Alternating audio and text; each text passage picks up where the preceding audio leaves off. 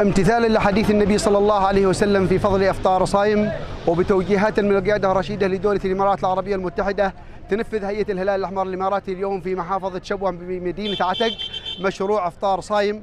وهذا المشروع يأتي بحرص من توجيهات من القيادة الرشيدة لدولة الإمارات العربية المتحدة للتخفيف من المعاناة الإنسانية والصعوبات الإنسانية في هذه المحافظة، وكذلك من أجل تحسين المستوى المعيشي لأبناء هذه المحافظة في خلال شهر رمضان المبارك. وهذا المشروع بإذن الله سيستهدف الأسر الأشد فقرا ونزلاء المستشفيات ونزلاء السجون وكذلك مخيمات النازحين في هذه المحافظة.